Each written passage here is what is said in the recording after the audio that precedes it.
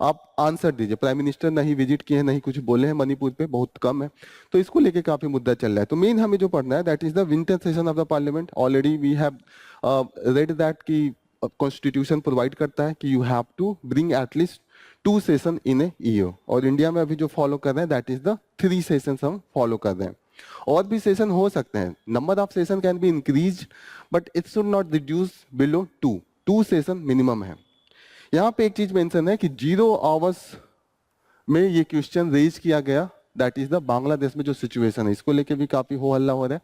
तो 0 आवर्स क्या होता है, what is the 0 hours? 0 hours जैसे पार्लियामेंट का क्या काम है? पार्लियामेंट का काम है पॉलिसी बनाना और पॉलिसी को डिस्कस करना ताकि पूरी देश देख सके हम कैसे अकाउंटेबिलिटी लेते हैं। डेमोक्रेसी क्या है? डेमोक्रेसी में सबसे बड़ा कौन है? People, we the people. Constitution के पहले ही पन्ने पे लिखा है वी द पीपल ऑफ, ठीक है। तो वहां पे है कि हम ही अकाउंटेबिलिटी लेंगे, तो हम सब आदमी, हम लोग तो जाके प्राइम मिनिस्टर को पकड़ नहीं सकते, चीफ मिनिस्टर को पकड़ नहीं सकते एक एक करके। तो पॉलिसी क्या बन रहा है, क्या फॉर्मुलेशन हो रहा है, वो हम संसद में जो डिस्कशन होता है उसके थ्रू देखते हैं। और संसद में हम अपने रिप्रेजेंटेटिव भेजते हैं, जो हमारे एमपीज होते हैं, एमएलएज होते हैं, वो जाके डिस्कस करते हैं। अब ये है कि उस एमपीज एमएलएज में कुछ लोग मिनिस्टर बन जाते हैं, वही मेन डिसीजन लेते हैं। मिनिस्टर का क्या काम है? एग्जीक्यूटिव वही होते हैं, इंप्लीमेंटेशन का काम उन्हीं का होता है। तो कौन पूछेगा? जो हमारे मेंबर्स हैं वो पूछेंगे ना मिनिस्टर से, और हम लोग अपने मेंबर से पूछेंगे कि एमएलए से कि ये हमारे वहां नहीं हो रहा है। एमएलए जाके मिनिस्टर से पूछेगा, तो कहीं ना कहीं कैस्केडिंग हो रहा है। हम अपने मिनिस्टर से, लोकल रिप्रेजेंटेटिव से पूछ रहे हैं, रिप्रेजेंटेटिव जाके मिनिस्टर से पूछ रहा है, तो अकाउंटेबिलिटी ले रहे हैं। 0 hours is one of the tool for the holding. हम जो अकाउंटेबिलिटी लेते हैं विद आवर एग्जीक्यूटिव, वो होता है 0 hours, one of the tool. इसमें बहुत से होते हैं, जैसे क्वेश्चन आवर्स होता है, और भी मोशंस होते हैं, नो कॉन्फिडेंस मोशन होता है, ठीक है। तो 0 hours is a tool for the holding, mainly making the our representative more accountable. Accountability का यही होता है ना। अकाउंटेबिलिटी का क्या मतलब होता है? आपके मदर या फादर आपको 2,000 रुपए दिए कि जाओ कुछ खरीद के लाओ, तो आके पूछते हैं ना कि कैसे खरीदा। आप अगर ब्रेड का रेट जाके बता दे कि मैंने 300 का ब्रेड लिया है, तो पूछेंगे ना यार ब्रेड 300 का कैसे हो गया। ऐसे हमारे रिप्रेजेंटेटिव भी करते हैं, एग्जीक्यूटिव करते हैं। चेयर खरीदा, कॉमनवेल्थ गेम हो रहा है, एक एक चेयर 8,000 में वो बिलिंग बना देते हैं, तो कौन पूछेगा? वो डिस्कशन होगा कि चेयर का रेट 8,000 कैसे हो गया, तो लोग कैसे जानेंगे? वो तो रिपोर्ट बना के भेज देंगे, लेकिन जब डिस्कशन होगा पार्लियामेंट में तभी तो हम जानेंगे, फिर हम लोग प्रोटेस्ट करेंगे। This is the way of sustaining the democracy. Democracy का यही वे होता है। 0 hours is the one of the tool. ये सब 0 आवर्स के बारे में खास चीज ये है कि ये कॉन्स्टिट्यूशन या कहीं पे भी नहीं लिखा है, एक कन्वेंशन है। 0 आवर्स इसलिए नाम है क्योंकि ये 12 बजे स्टार्ट होता है, 12 बजे को 0 माना जाता है कि 0, उसके बाद 1 स्टार्ट हो जाता है, इसीलिए इसको 0 आवर्स कहते हैं, because it start at the 12 o'clock. Okay, तो ये आप ध्यान में रखिएगा। This is not mention in to the constitution और the any of the statute. कोई भी इसके लिए लॉ अलग से नहीं है, दिस इज जस्ट कन्वेंशन। 1962 या 63 से ये स्टार्ट किया था। सडनली एक बार क्वेश्चन आवर्स के बाद टाइम था, लोगों ने कहा कुछ नहीं है तो क्वेश्चन पूछ लेते हैं, तभी से 0 आवर्स स्टार्ट हो गया। तो यहाँ पे कहीं होना चाहिए 1962 से स्टार्ट किया था, दिस वाज द टाइमिंग, और this is just a conventional method. Okay, ये कब होता है? एकदम 12 बजे शुरू होगा, just after the question hours. पहले स्टार्ट जो होगा सेशन 11 बजे से, हमारा पार्लियामेंट का टाइमिंग होता है 11 से 6, तो 11 से 2, फिर उसके बाद 6 बजे तक चलता है। ओके, 11 से 1, फिर 2 से 6, this is the timing of parliament. 11 to 1, 1 घंटे का वो लोग ब्रेक लेते हैं, फिर 2 से 6, this is the timing. Okay, 12 से 1 वाला जो टाइमिंग होता है दैट इज द 0 आवर। ठीक है, 0 आवर क्लियर हो रहा है। फिर इसमें एक चीज और मेंशन है कि जो हमारा डिसीजन लिया जाएगा कि क्या क्या हम लाने वाले हैं डिस्कशन के लिए पार्लियामेंट में, that is decided by the business advisory committee. ठीक है, तो बिजनेस एडवाइजरी कमिटी का जो हेड होता है वो कौन होता है? अगर डिसीजन लेना है कि पार्लियामेंट में क्या क्या डिस्कशन होगा, बाय द कॉमन सेंस कौन हो सकता है? Head of the business advisory committee. Common सी बात है, अगर वो सब डिसीजन लेगा लोकसभा का, तो स्पीकर या चेयरपर्सन ही हो। स्पीकर ही तो हेड होता है ना पार्लियामेंट का, और उसी को डिसीजन लेना है, तो वो हमेशा स्पीकर होगा। लोकसभा राज्यसभा के लिए अलग अलग हम बनाते हैं, 15 मेंबर्स होते हैं। एकदम जो सबसे ज्यादा इंपॉर्टेंट है, speaker will be the part and speaker will be the heading the committee, chairperson of the committee. ठीक है, 15 मेंबर लोकसभा में होते हैं, राज्यसभा में 11 मेंबर होते हैं। क्लियर हो रहा है? यहाँ पे दिया ex officio chairman. Ex officio chairman का मतलब होता है कि कोई कोई पद ऐसा होता है कि उसके लिए अलग से चेयरमैन नहीं होते हैं, कोई अलग पोस्ट है, वही आदमी उस पोस्ट को भी हेल्ड करेगा, वहां पे वो होगा। जैसे कि vice president is the chairman of the Rajya Sabha, ये पता है?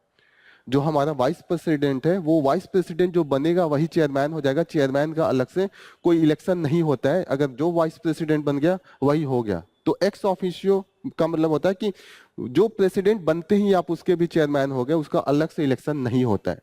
क्लियर हो रहा है?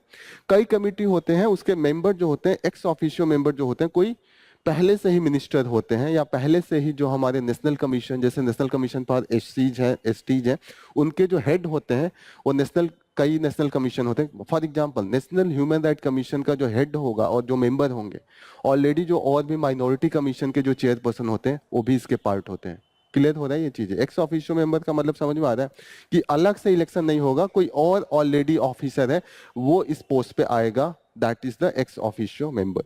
बिजनेस एडवाइजरी कमेटी समझ में आ रहा है क्या है? क्यों? ये क्या डिसाइड करेगा? That regulate the programmes and the time table of the house. Lok Sabha में क्या कैसे होने वाला है, that is decided by the business advisory committee. ये दोनों हाउस में होते हैं, अलग अलग होते हैं। कई ऐसे कमिटीज होते हैं जो कॉमन होते हैं, जैसे एस्टिमेट कमेटी होगा, केवल लोकसभा में होगा, हम लोग बाद में पढ़ेंगे, जैसे एक एग्जांपल देता हूं। तो ये जो है business advisory committee, that is for the both house, क्योंकि बोथ हाउस में तो डिसीजन लेना पड़ेगा ना किस तरीके से हम प्रोसेस करेंगे। तो दिस इज द, लेकिन नंबर्स कम है। नंबर्स कम इसलिए भी है, लॉजिकली भी कम है, क्योंकि जो लोकसभा होता है उसमें कितने मेंबर हैं? 543, और राज्यसभा में उसके आधा है। तो आधा है तो आधा तो नहीं, पर यह है कि 11 मेंबर का हम रखते हैं। ठीक है, this is the 11 member and this is the 15 member. Okay, next important news Maharashtra से लेके हो है कि BJP meets likely to choose chief minister tomorrow. तो ये तो चल रहा है, लेकिन हमें मेन देखना है। यहाँ पे इन्होंने बोला है कि there will be the whip, यहाँ पे there is some whip chief, कहीं यहाँ पे दिया हुआ है चीफ विप। अच्छा, ये दिया तो है यहीं पे, चीफ विप है ना। तो what is the whip? Whip एक पोस्ट होता है। जो विप यहाँ पे दैट इज ए पोस्ट। जैसे मैंने बताया कि मॉनिटर जैसे होता है ना, कि कौन बच्चा क्लास में किस तरीके से बिहेव करेगा, कोई भी हल्ला करता है वो जाके डांटता है, वो जाके फिर शिकायत करेगा। The same is with the whip. Whip क्या करता है? इंश्योर करता है कि इस दिन ये बिल डिस्कशन होगा, सबको आना है, और वो अगर नोटिस निकाल दिया तो सबको आना पड़ेगा। अगर उसके बात को नजरअंदाज करता है या उसके बात से उसका जो डिसीजन है उसके खिलाफ जाके एक्शन लेता है, तो वहां पे डिस्क्वालीफाई भी हो सकता है। और एंटी डिफेक्शन लॉ एक अलग से ऐड किया गया है, उसी से विप लाया गया।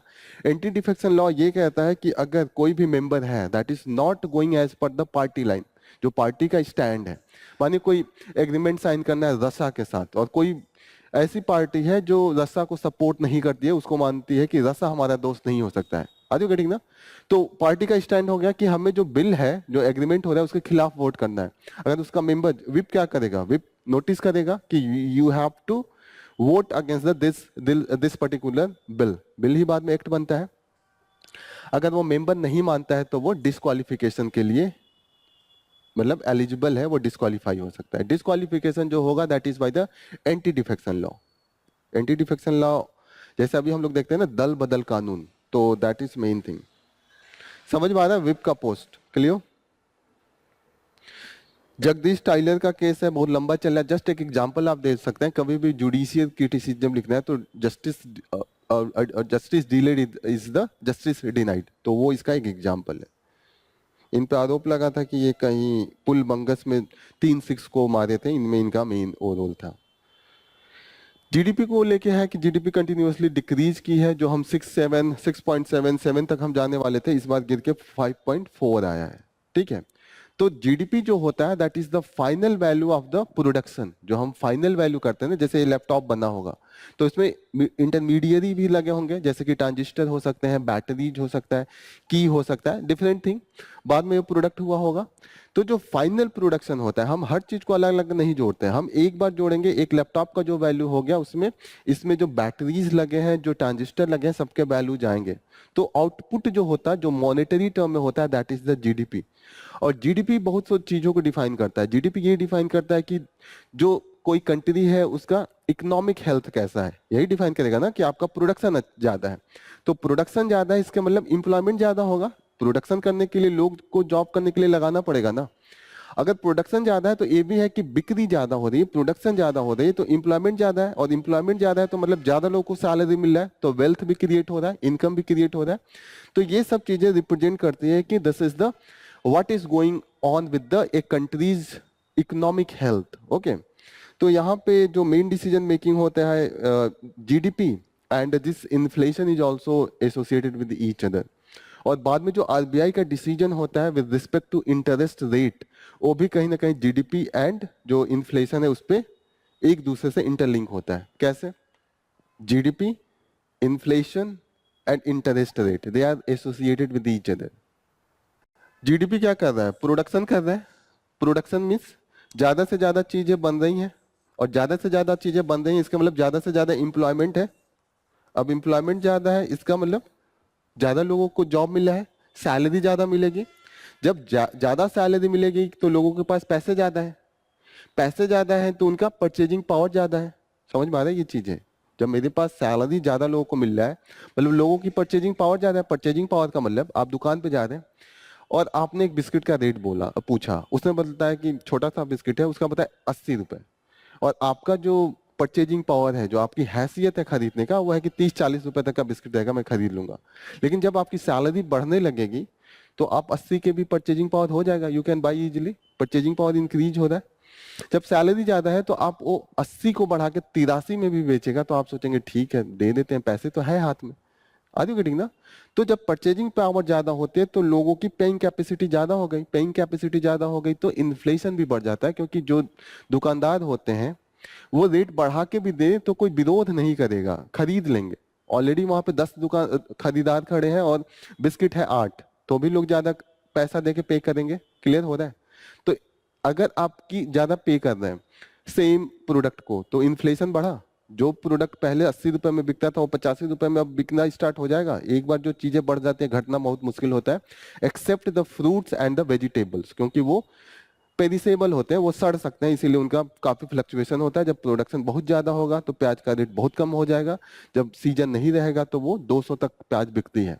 बट द नॉर्मल प्रोडक्ट का इतना नहीं होता है. जो आप पेन खरीदते होंगे रेनॉल्ट का या जो भी है, वो अगर 20 से 25 हो गया तो वो 25 ही रहता है. ऐसा नहीं होगा कि वो 5 में कभी खरीदा कभी 25 में खरीदा. नॉर्मल प्रोडक्ट का रेट रिजिड होता है except the perishable product. Clear हो रही है? इन्फ्लेशन बढ़ गया तो क्या हो गया? जो गरीब लोग हैं उन पे प्रेशर बढ़ा. गरीब को भी तो खरीदना है दूध. दूध अगर 26 रुपए से 32 रुपए हो गया तो किसको दिक्कत होगा? सबको तो आप जॉब दे ही नहीं दे रहे. पेइंग कैपेसिटी किसी कम ही की बढ़ी है.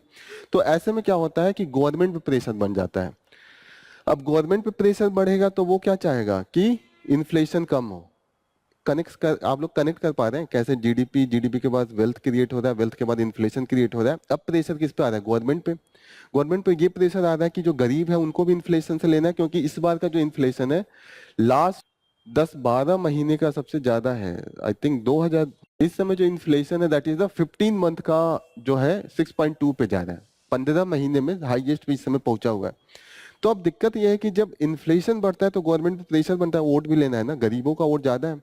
तो ऐसे में क्या होता है, वो आरबीआई पे प्रेशर डालते हैं कि जो इंटरेस्ट रेट है वो बढ़ा दे. इंटरेस्ट रेट बढ़ाने से इन्फ्लेशन कैसे कंट्रोल होगा? इसको ऐसे कनेक्ट कीजिए कि RBI is the banks of the bank. बैंकों का बैंक है. बैंक उससे पैसा लेते हैं और उसके बाद वो लोग लोन देते हैं हमें, आपको.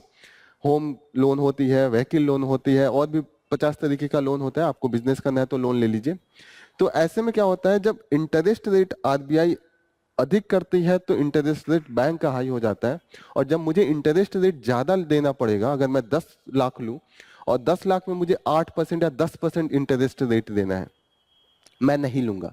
लेकिन अगर मुझे कोई कहे कि 4% सिर्फ देना है, कि आपको 10 लाख लीजिए और सिर्फ आपको 40,000 देना है 1 साल बाद, फिर भी मैं दे लूंगा, क्योंकि मुझे लगेगा कि 10 लाख लेके मैं 2 लाख कमा लूंगा, 40,000 दे दूंगा तो फिर भी मेरे पास बच जाएगा. ठीक है.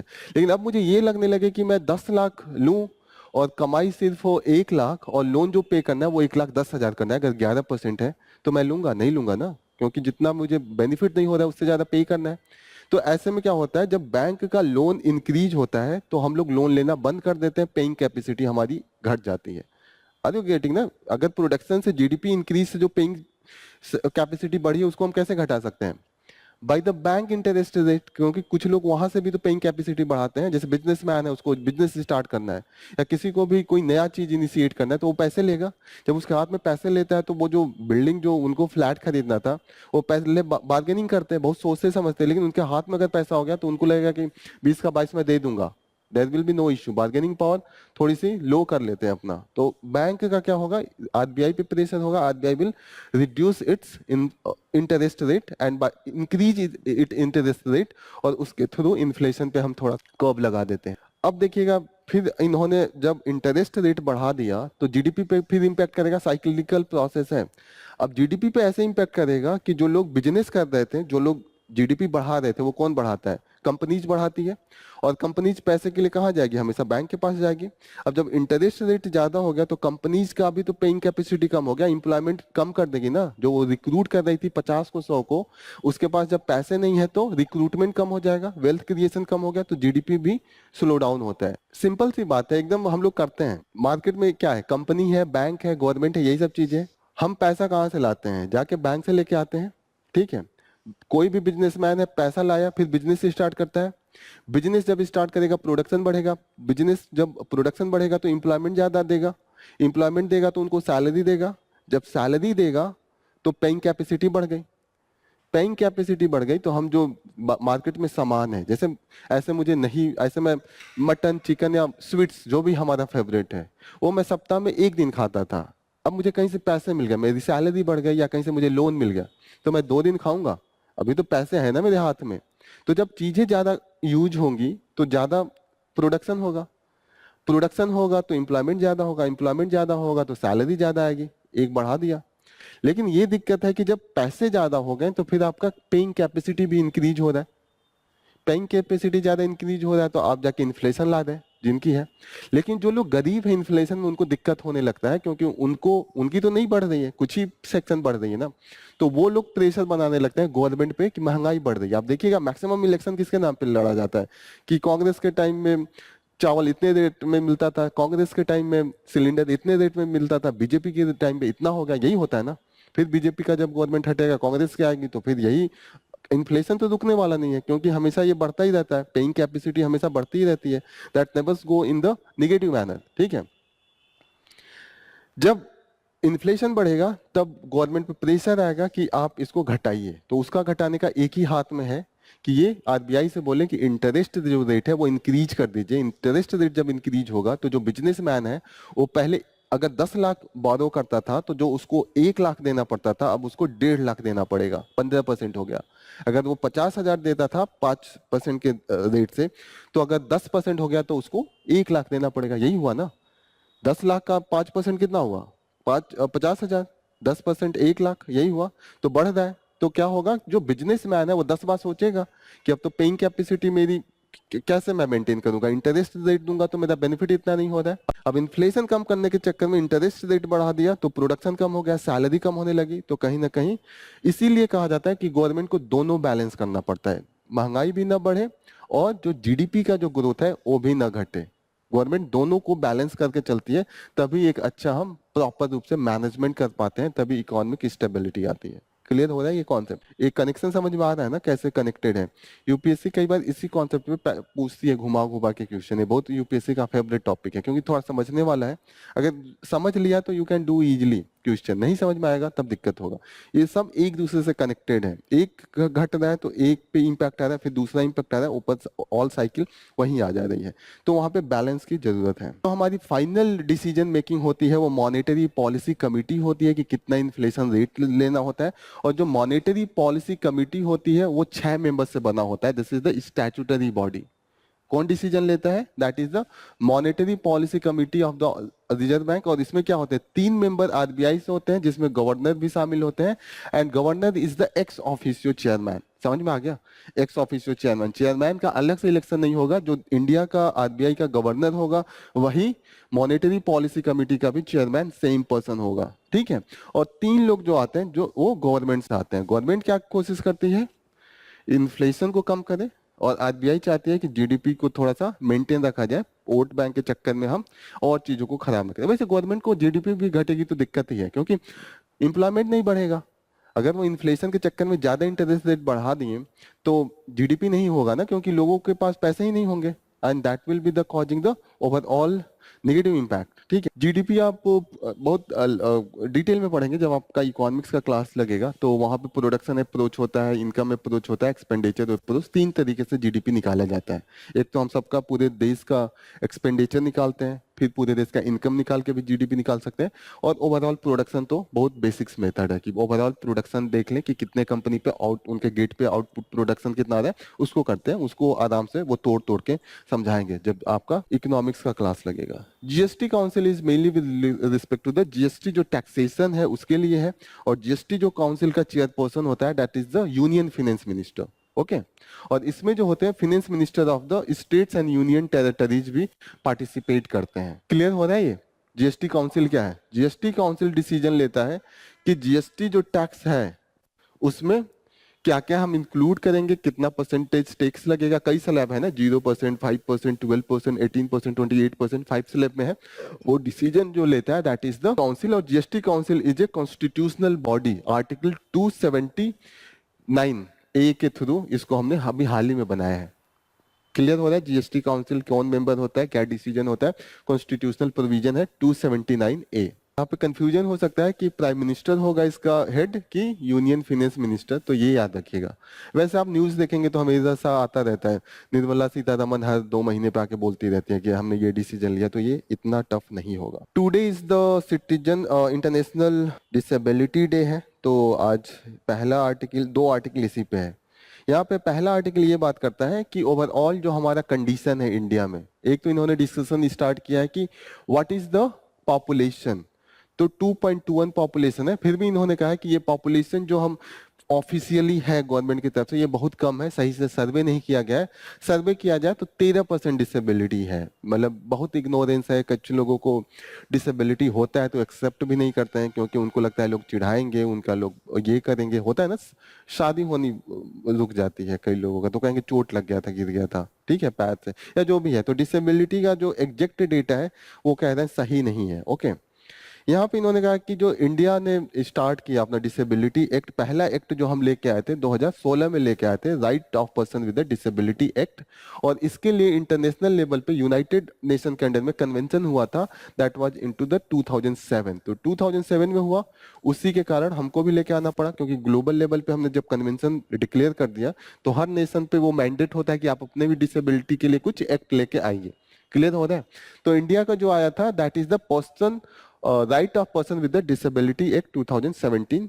10 साल पहले कन्वेंशन हुआ है 2007 में, जो यूएन के अंडर में हुआ है, तो ये दोनों याद रखेंगे। दूसरी बात है कि उसके पहले जो था just it was the person with the disability equal opportunity protection and the right of the fully participation, but ये जो है ये थोड़ा सा ब्रॉडर है। जो पहले वाला हमारे एक्ट था दैट वाज ए नैरो, बहुत कुछ लॉ नहीं था, बहुत कुछ डिसेबिलिटी के जो डिफरेंट कैटेगरी होते हैं इंक्लूडेड नहीं था। 2016 वाले में इन्होंने ब्रॉडर करके नियर अबाउट 40 तरीके का डिसेबिलिटी लेके आए। जैसे पहले 1-2 को ही कहते थे कि किसी को आंख में दिक्कत है, किसी को पैर में दिक्कत है या फिजिकल, लेकिन अभी हमने कैटेगराइज कर दिया कि 40% डिसेबिलिटी है, 60% डिसेबिलिटी है, 80% डिसेबिलिटी है, इस तरीके का कैटेगरी हम लेके आए हैं।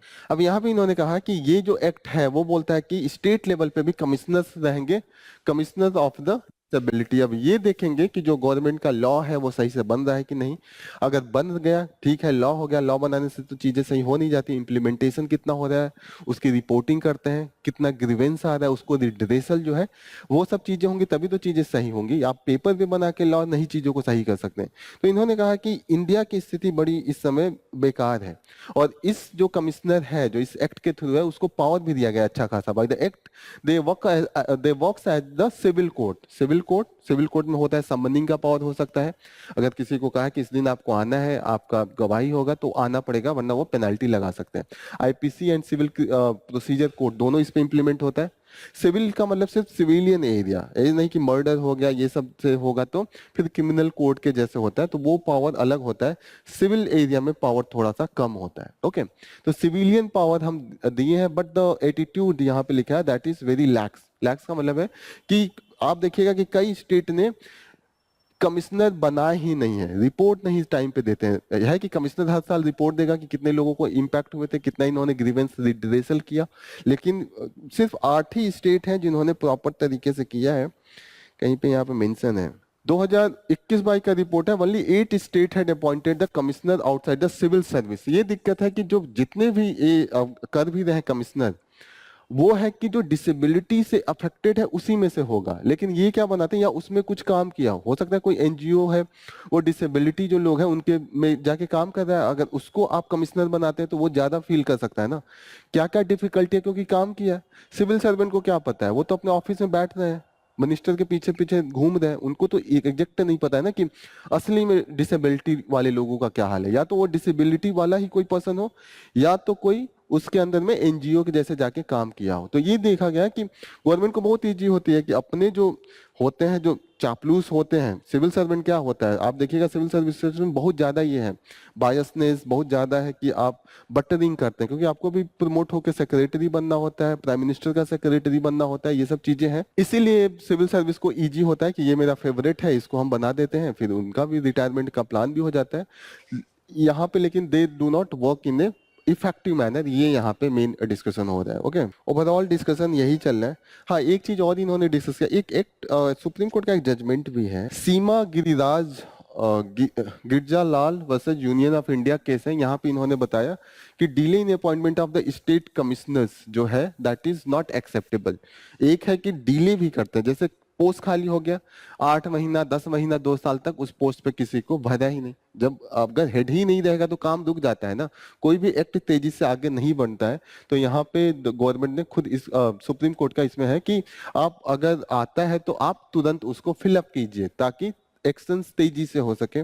तो ये एक आप केस देख सकते हैं, Seema Giriraj Lal Union of India case, this is associated with the person with the disability. और मेनली यहाँ पे इन्होंने सुप्रीम कोर्ट ने ये बोला है कि जो डिले है दैट इज नॉट एक्सेप्टेबल। एक चीज और गवर्नमेंट लेके आई थी, मोबाइल अदालत, मोबाइल अदालत और द मोबाइल कोर्ट, जो काफी जो डिसेबल पीपल है उनसे फ्रेंडली थी, कि जैसे किसी गांव में कोई डिसेबिलिटी से रिलेटेड किसी ने केस किया है तो अब उसको डिस्ट्रिक्ट कोर्ट ना जाना पड़े, उसको भाग भाग के ऑफिस नहीं जाना पड़े, ऑफिस भी जो होगा वो डिस्ट्रिक्ट के हेडक्वार्टर पे होता है, 30-40 किलोमीटर भी चलना हो, अगर डिसेबल पीपल हैं बहुत दिक्कत होगा, आंख नहीं है, पैर नहीं है, कोई भी इश्यू है, डीफनेस है, तो कहीं ना कहीं असिस्टेंस तो लेना ही पड़ता है।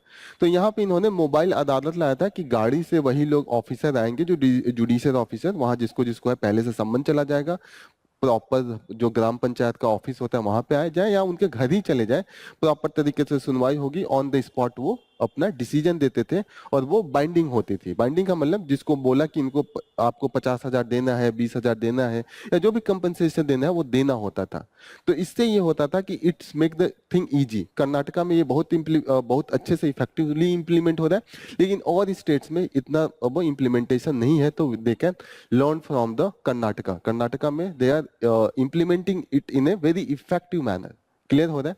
तो ये मोबाइल अदालत भी आप एग्जांपल दे सकते हैं कि रिमोट एरियाज में अगर स्पीडी जस्टिस देना है, particularly to the people with the disability, this mobile court is very much functional या बहुत इफेक्टिव हो सकता है। This is all about. दूसरा जो आर्टिकल है, again this is talking about the nutrition का क्या इंपैक्ट होता है। इन्होंने बोला है कि सबसे ज्यादा न्यूट्रिशन का इंपैक्ट ये होगा कि मदर का जब कंसीव करती हैं चाइल्ड को, तभी से वो स्टार्ट हो जाता है। अभी कंसीव के पहले भी ये होता है कि व्हाट इज द कंडीशन। जैसे चाइल्ड मैरिज का केस होता है, उसमें अगर चाइल्ड मैरिज का केस में डिसेबिलिटी से रिलेटेड चांसेस ज्यादा होते हैं। दूसरी चीजें होती हैं कि जब mother is into the conceive pregnancy, तो वहां पे भी प्रॉपर तरीके से न्यूट्रिशन की जरूरत होती है। और उसके बाद जब चाइल्ड बर्थ हो जाती है 5 इयर्स तक का काफी क्रूशियल होता है। अगर इसको हम संभाल लें तो बहुत कुछ चांसेस जो डिसेबिलिटी का होता है वो रोक सकते हैं। खासकर जो मेंटल कॉग्निटिव डिसेबिलिटी होती है, जो पढ़ने लिखने की क्षमता जो कम हो जाती है, वो देखते हैं that impacted by the nutrition level at the time of the conceive, जब प्रेगनेंसी होती है, और at the very initial stage of the infant जब होता है तब होता है। तो यहीं पे इन्होंने डिस्कस किया है कि क्या क्या है। आंगनबाड़ी प्रोटोकॉल भी हमने लाया है कि जब आंगनबाड़ी के थ्रू जो हम प्रोवाइड करते हैं कि मदर्स के लिए हम न्यूट्रिशनल फूड, और आजकल मिड डे मील भी प्रोवाइड कर रहे हैं। मिड डे मील के पहले भी हम एक प्री स्कूल इन एज पे भी हम प्रोवाइड कर रहे हैं। तो वहाँ पे हम प्रॉपर तरीके से जो जो न्यूट्रिशन नीडेड होता है मदर एंड चाइल्ड दोनों को हम प्रोवाइड करने की कोशिश करते हैं। यहीं पे डिस्कस है कि जो इम्यून सिस्टम है वहां पे इम्पैक्ट करता है, और इम्यून सिस्टम होगा तो क्रोनिक हेल्थ कंडीशन भी होने के चांसेस होते हैं। क्रोनिक हेल्थ कंडीशन क्या हो सकता है? What is mean by the chronic health condition? आप बताइए, आप तो मेडिकल में हैं। क्रोनिक हेल्थ कंडीशन सिंपल सी चीज है, जो लंबे टाइम की बीमारी होती है, आपको तुरंत डेथ नहीं होगा, जैसे आप पूरी लाइफ उसको झेलेंगे। होता है ना कि जो चीज जैसे मेंटल डिसेबिलिटी ही हो गया तो डेथ तो नहीं होने वाला है। एक सिंपल एग्जांपल देता हूँ, क्रोनिक का एक एग्जांपल होता है कि डायबिटीज हो गया। डायबिटीज हो गया तो पूरी लाइफ आप लेके करना पड़ेगा। अस्थमा हो गया, पूरी लाइफ आपको करना पड़ता है, उसका सोल्यूशन नहीं है। तो क्रोनिक क्या होता है कि छोटे टाइम के लिए नहीं होगा। टीबी है, टीबी का क्या केस है कि वो क्रोनिक नहीं है, वो बहुत फटल होता है, डेथ भी हो सकता है। तो दैट इज, लेकिन क्रोनिक में होता है कि सर्वाइवल है, पर उसको आपको पूरी जिंदगी लेके चलना पड़ेगा और वो कॉम्प्लिकेशन क्रिएट करेगा। तो क्रोनिक हेल्थ कंडीशन न्यूट्रिशन नहीं होता है तो काफी कुछ क्रिएट होने के चांसेस होते हैं। जैसे इन्होंने कहा कि विटामिन ए की डिफिशियंसी से ब्लाइंडनेस का बहुत चांस होता है, ठीक है, तो ये हम पहले प्रोवाइड करें। आयरन फोलिक एसिड करें, अनीमिया मदर्स को हो जाता है, उससे काफी इंपैक्ट होता है। और यहाँ पे इन्होंने क्या है कि 2003 में ministry of women and child development ने स्टार्ट किया था आंगनवाड़ी प्रोटोकॉल फॉर द दिव्यांग चिल्ड्रन। यहाँ पे प्रॉपर तरीके से जो दिव्यांग चिल्ड्रन है उनके लिए हम अलग से प्रोवाइड कर रहे थे कि उनका जो कस्टमाइज प्रोडक्ट है वो प्रोवाइड करें। तो इससे हम we wanted to broad the inclusive growth की सबको हम ध्यान में रखते हैं। हरियाणा गवर्नमेंट ने मिशन वात्सल्य स्टार्ट किया था। तो अब ये स्टेट गवर्नमेंट पे तो इतना स्कीम हम याद रखना बड़ा मुश्किल है, पर एक बार नजर रहती है तो you can bring this. National level पे जो हम प्रोग्राम चला रहे हैं, सुगम में भारत अभियान चला रहे हैं। सुगम में भारत अभियान में ये है कि जितनी भी इंफ्रास्ट्रक्चर है, बिल्डिंग्स है, वो हम कोशिश कर रहे हैं कि डिसेबिलिटी फ्रेंडली हो।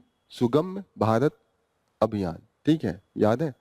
तो सुगम मतलब गम में इजी हो, सुगम में यही होता है ना कि हॉस्पिटल जाना है, तो अगर वहां पे रैंप होगा तो जो लोग पैर नहीं उठा भी पा रहे हैं तो किसी किसी के चढ़ जाएंगे रैंप पकड़ के। तो अगर वहां पे ये लिफ्ट हमने ला दिया तो लिफ्ट भी सुगम्य भारत का ही एक वो हो गया। जैसे आप कहीं पे भी जाएंगे, बहुत मुश्किल होता है कि डिसेबिलिटी फ्रेंडली ये टॉयलेट मिल जाए, नहीं होता है, बहुत रेयर केस होता है। नॉर्मल तो टॉयलेट मिलना मुश्किल होता है, वो भी सही कंडीशन में, तो डिसेबिलिटी फ्रेंडली मिलना तो और ही मुश्किल है। तो सुगम्य भारत प्रोग्राम प्लान के अनुसार हम ये सब चीजें ला रहे हैं। World food programme, this is the specialised body of the UN. ये काफी वर्क करता है जहाँ पे भी हंगर हो, इस सब चीजों को, न्यूट्रिशन हो, मैल न्यूट्रिशन हो, उसको रिड्यूस करना चाहते हैं, पॉवर्टी रिड्यूस करना चाहते हैं। इसका स्टार्ट 1961 में स्टार्ट हुआ था, हेडक्वार्टर रोम में है। प्रीलिम्स के लिए ये सब डेटा इंपॉर्टेंट हो सकता है। यूएन का ये पार्ट है, ठीक है, 1961 में स्टार्ट किया था। मेन है कि हम जहां तक है कि हंगर, फूड सिक्योरिटी को इंश्योर करें, न्यूट्रिशन लेवल को करें, एंड सस्टेनेबल एग्रीकल्चर रहेगा तभी हम फूड सिक्योरिटी इंश्योर कर सकते हैं, क्योंकि खाना कहाँ से आएगा, एग्रीकल्चर जब रहेगा तभी तो इसीलिए सस्टेनेबल एग्रीकल्चर का भी काफी इम्फेसिस रहता है। क्लियर हो रहा है what is the food world food programme? India को भी इन्होंने काफी हेल्प किया है। जब हम लोग आजादी के बाद से स्थिति हमारी खराब थी तो इन्होंने काफी हेल्प किया, अभी भी हेल्प करते हैं। जैसे हमारा पीडीएस सिस्टम है तो वर्ल्ड फूड प्रोग्राम से काफी हेल्प होता है। जो हमारा पब्लिक डिस्ट्रीब्यूशन सिस्टम है, मिड डे मील में भी इनसे हम पॉलिसी लेते रहते हैं। जैसे ये लोग अलग अलग देशों में काम करते हैं तो इनका एक्सपीरियंस काफी अच्छा है। अफ्रीका में ये लोगों ने काफी काम किया है। एशिया के जो गरीब कंट्रीज हैं यहाँ पे भी इन्होंने बहुत काम किया है, अफगानिस्तान में, तो they have the good expertise, they helping us into the this mid day meal programme as well, ठीक है। तो इंडिया में भी इनका काफी है। आईसीडीएस भी कहीं ना कहीं जो चिल्ड्रेंस हैं उन्हीं से रिलेटेड ये सब स्कीम इंडिया चला रही है। पब्लिक डिस्ट्रीब्यूशन सिस्टम तो आपको पता ही है ना क्या होता है, राशन जो हम लोग लाने जाते हैं, क्लियर है ना? पब्लिक डिस्ट्रीब्यूशन सिस्टम वो भी गवर्नमेंट का स्कीम है, जो हम लोग अभी पढ़ रहे हैं ना कि 3 रुपए में चावल, 2 रुपए में गेहूं और 1 रुपए में कोआ सीरियल। अभी तो बीच में फ्री चला रहे थे, ओरिजिनल प्राइस यही है लेकिन गवर्नमेंट अभी इसको फ्री करके चला रही है। ये भी सेम ही न्यूज है, इसी पे है कि डिसेबिलिटी फ्रेंडली हम अभी और भी एरिया में, जैसे इन्होंने एग्जांपल दिया है कि क्रिकेट मैच वैच में भी अब छू के ही पढ़ सकते हैं, या सुन के, जो ब्लाइंड है वो सुन सकते हैं। तो सुनने वाला तो था पर जो डीफ थे उनके लिए नहीं था। तो डिज्नी और हॉट स्टार जो है वो आजकल शायद वो कौन सा लिपि होता है, ब्रेली, ब्रेल होता है ना, तो उसको यूज करके अपना टेलीकास्टिंग कर रहे हैं। तो ये सब इन्होंने बताया कि और भी एरिया में हमने काफी सुधार किया है। इन्होंने ये कहा है कि जो हम लोग चीफ जस्टिस ऑफ इंडिया जो डीवाई चंद्रचूड़ थे, इन्होंने ये भी, अभी एक जजमेंट आया था सुप्रीम कोर्ट का, उसमें इन्होंने ये भी बोला था कि जो पिक्चर होता है, आप पिक्चरों में देखिएगा कि हम जो डिसेबिलिटी होता है उसको बहुत एक तरीके से स्टिग्मेटाइज करते हैं, स्टिग्मा रहता है। जैसे हो गया कि ये काना है, तो दिखाया जाता है पिक्चरों में काना है, कोई पाप किया होगा, ये समाज में भी बहुत कॉमन है, और पिक्चर में दिखा दिया तो लोगों को और आस्था बढ़ जाती है। तो कहीं ना कहीं उस जजमेंट में इन्होंने कहा कि इस तरीके का स्टेटमेंट से बचें, नहीं तो ये भी अगर आप फिल्म सर्टिफिकेशन बोर्ड में अगर जाएंगे तो इसके लिए भी अब दिक्कत होगा कि आप निगेटिव वे में किसी की डिसेबिलिटी को नहीं दिखा सकते हैं। वो ठीक है, डिसेबिलिटी का आप जो दिखा रहे हैं वो दिखाइए, पर ये मत ऐसे एसोसिएट कीजिए कि स्टिग्मा फैले। स्टिग्मा का मतलब समझ है ना, कि अगर कोई भी थोड़ा भी डिसेबल है तो कहे, ये जोड़ दिया जाता है कि पिछले जन्म में कुछ बुरा काम किया होगा इसीलिए ऐसा पैदा हुआ है। कुछ लोगों को तो यहाँ तक कहा जाता है कि ये सब ऐसे ही होते हैं कि अरे काना है, बच के रहना है। ऐसे ऐसे आप समाज में सुनते होंगे कि बहुत चालाक होते हैं, धूर्त होते हैं, लेकिन ऐसा कुछ नहीं है। This is just the thing, and this is the एक निगेटिव परपेचुअल है, स्टीरियोटाइपिंग है। क्लियर हो रहा है? तो सुप्रीम कोर्ट का जजमेंट है, इस सब चीजों से हमें विजुअल मीडिया में नहीं दिखाना है, और दिखा भी रहे हैं तो लिख दें कि ये एक्सेप्टेबल नहीं है। जैसे सिगरेट का दिखाते हैं तो देखते हैं ना, धूम्रपान ये सही नहीं है हेल्थ के लिए, तो ये सब भी उनको लिखना पड़ेगा कि ये ऐसा नहीं है, ये हमने ऐसे ही दिखाया है। एक चीज और है कि जो हम आजकल ओटीटी है उसका यूज कर सकते हैं अवेयरनेस के लिए, कि जितना भी डिसेबिलिटी है उससे रिलेटेड क्या सोल्यूशन है, क्या स्कीम चला रहे हैं, या कैसे हम माइंडसेट चेंज कर सकते हैं, वो भी हम यूज कर सकते हैं। Next news is about the one nation one subscription plan. तो ओवरऑल यही है कि रिसर्च पेपर में जो रिसर्च पेपर क्या हुआ, एक तो मैं रिसर्च करूंगा, मैं रिसर्च पेपर निकालूंगा तो क्या चाहूंगा कि मेरा पब्लिश हो, और पब्लिश हो तो अच्छे पब्लिकेशन से हो, अच्छे जर्नल से हो। ठीक है, अब अच्छा जर्नल कि आपको क्यों पब्लिश करेगा, एक तो आपसे पैसे मांगेगा। ठीक है, अगर आप फेमस नहीं है, आइंस्टीन करेगा, आइंस्टीन जैसे लोग करें तो उनको तो वो नहीं, उनको तो फायदा होने, लेकिन आम जनता, छोटे छोटे लोग भी तो अपना करते हैं, छोटे छोटे यूनिवर्सिटी से भी तो रिसर्च पेपर निकलते हैं, पीएचडी के इतने थेसिस आते हैं, लाखों में आजकल आ रहे हैं। तो वो जर्नल्स जो होते हैं इनको जल्दी एक्सेप्ट नहीं करते हैं, पैसे मांगते हैं, और जो बहुत फेमस होते हैं वो तो सबसे पैसे मांगते हैं। तो वहां पे एक तो दिक्कत ये है कि पहले पब्लिकेशन लेवल पे है, दूसरा दिक्कत ये है कि जब हम पब्लिश कर दे रहे हैं तो हमसे फी भी मांगते हैं। जो लोग एक्सेसिबल करना चाहते हैं, एक्सेस चाहते हैं, they ask for the fee as well. तो दोनों तरफ से दिक्कत आ रहा है, एक तो जो पब्लिश करना चाहता है उसका आप पब्लिश नहीं कर रहे हैं, और जो नीचे एक्सेस करना चाहता है कि थोड़ा सा पेपर ढूंढे, कुछ हम भी रिसर्च करें, तो उनकी एक्सेसिबिलिटी नहीं है। दोनों क्या लाएगा, एक समाज में इनइफिशियंसी लाएगा, जो हमारी तेजी से हम स्पीडी मैनर में हम रिसर्च कर सकते हैं, साइंटिफिक डेवलपमेंट करते हैं, कहीं ना कहीं इस हॉल्ट आएगा ना, क्योंकि पैसे नहीं है तो लोग सोचेंगे बाद में देखूंगा, जब पैसे होंगे तो कोई पहले जॉब कर लेता। रिसर्च में लोगों का जो झुकाव होता है धीरे धीरे कम होने लगता है। अब इसी पे ये कह रहे हैं कि we want to bring the a one nation one subscription policy. Under that कम से कम जितने भी गवर्नमेंट ये इंस्टीट्यूशन है उनके जो पेपर है उनके लिए गवर्नमेंट खुद पे कर देगी, और उसके बाद जो पब्लिकेशन का एक्सेसिबिलिटी है वो इजी बना देंगे, ताकि जो रिसर्च पेपर आए बाद में वो इजीली उस पर रिसर्च करना पॉसिबल हो। This is the main. कुछ हम ओपन एक्सेस दुनिया में देखते भी हैं, बहुत से कंट्रीज हैं ओपन एक्सेस को प्रमोट करते हैं, लेकिन उसमें दोनों में पब्लिशर में और जो इंस्टीट्यूट होता है वो आपस में एग्रीमेंट करके ये सब चीजें करती हैं। इन्होंने एक एग्जांपल होरिजिन यूरोप का दिया है। यहाँ पे यूरोपियन यूनियन जो है खुद फंडिंग करती है गवर्नमेंट, और एक्सेसिबल बनाती है। इंडिया वही एडॉप्ट कर रहा है, इंडिया भी तो फंडिंग कर रहा है। गवर्नमेंट ने नियर अबाउट जो पब्लिशर है उनके लिए 6,000 करोड़ इस बार दिया है बजट में, और 3 सालों के लिए पे करेंगे 30 मेजर इंटरनेशनल जर्नल पब्लिशर्स। जो इंडिया में है उस पर तो दबाव कर लेंगे, जो लेकिन जो इंटरनेशनल लेवल पे पब्लिशर है, क्योंकि जो साइंटिफिक पब्लिकेशन होता है वो तो इंटरनेशनल लेवल पे होता है, तो उन्होंने इंटरनेशनल पब्लिशर को 6,000 करोड़ पे करने के लिए अपने पास से दिया, क्योंकि वो तो गवर्नमेंट के स्कीम से काम नहीं करेंगे। तो यही है यहाँ पे। नीचे एग्जांपल दिया है कि यूएस में, यूके में क्या क्या ये लोग कर रहे हैं। जैसे गोल्ड ओपन एक्सेस का है, यहाँ पे भी पब्लिशर जो होता है वो आर्टिकल प्रोसेसिंग चार्ज बोल के लेता है पैसे, कि हम जो प्रोसेसिंग करेंगे आर्टिकल का, आपका जो भी लिखे हैं उसका हम चार्ज ले रहे हैं, और वो भी काफी हाई चार्जेज होते हैं। पर पेपर का जो चार्ज है 6,790 रुपए नहीं है, डॉलर है, 80 से गुणा करना है। एक आम जनता के लिए आप 80 से गुणा करेंगे, इस समय कितना डॉलर का वैल्यू चल रहा है, 80 के आसपास है, तो 67,000 हो जाएगा। और उसको आप फर्दर 8 से अगर आप मल्टीप्लाई करें तो कितना हो जाएगा, 7-8 लाख हो जाएगा। एक आम जनता, एक टीचर या एक प्रोफेसर ही 8 लाख देने में तो दिक्कत होगी ना, पे करना मुश्किल होगा। तो this is the main thing. समझ में आ रहा है क्या इश्यू हम लोग डिस्कस कर रहे हैं? पब्लिकेशन, पब्लिशर एंड जो रिसर्च इंस्टीट्यूट है और जो हम लोग ग्राउंड लेवल पे रिसर्च करते हैं, उसमें क्या दिक्कतें आ रही हैं। पब्लिकेशन चार्ज जो लग रहा है, जो पब्लिश करा रहा है उससे को भी पैसे देने पड़ रहे हैं, और जो आम कोई रिसर्चर है वो एक्सेस चाहता है तो उसको भी पैसे देने पड़ रहे हैं। मेन फायदा किसके पास जा रहा है? बड़े बड़े पब्लिशर को, जर्नल्स को। तो कहीं ना कहीं गवर्नमेंट चाहती है कि हम उनकी फी खुद दे दें, इंडिया में है तो उस पर दबाव बना के कम करवा दें, ताकि जो एक्सेसिबिलिटी होगी वो इजी हो और पब्लिकेशन भी हाई हो। जब पब्लिकेशन ज्यादा होगा तभी तो पेटेंट का भी हमारा, एक पब्लिकेशन के बाद क्या होता है, पेटेंट होता है। पेटेंट हम जाएंगे लेने, तभी तो एक देश का ओवरऑल ग्रोथ कैसे बढ़ता है। ज्यादा पेटेंट हो तो ज्यादा आपके पास रिसर्च एंड टेक्नोलॉजी है, ज्यादा रिसर्च एंड टेक्नोलॉजी है तो आपका प्रोडक्टिविटी अच्छा हो जाएगा। जब प्रोडक्टिविटी आपकी अच्छी होगी तो आपका प्रोडक्शन कॉस्ट कम होगा। कैस्केडिंग आ रहा है? जब प्रोडक्शन कॉस्ट कम होगा तो आपकी कॉम्पिटिटिवनेस बढ़ जाएगी। चाइना का है ना, वो टॉय कितने में बेच देता है, 60 रुपए में पूरा एकदम चाबी ओबी वाला बना लेते हैं। इंडिया में हम बनाते हैं 300 रुपए का पड़ता है। अब 300 रुपए का वही टॉय है, वही 70 रुपए में है, कौन खरीदेगा? देशभक्ति तब तो नहीं नजर आएगी। कोई भी जाएगा तो पैसे ही देखेगा ना, आम जनता, उसको पेट भी तो देखना है। तो वो 70 वाला खरीदेगा, भले वो चाइना को लाख गाली दे। This is the thing. तो कॉम्पिटेटिवनेस बढ़ेगा तो हम अपना भी प्रोडक्ट बेच पाएंगे और दूसरे देशों में एक्सपोर्ट भी कर पाएंगे। क्लियर हो रहा है? ओवरऑल कनेक्शन दिख रहा है इस पेपर से और इस पॉलिसी से।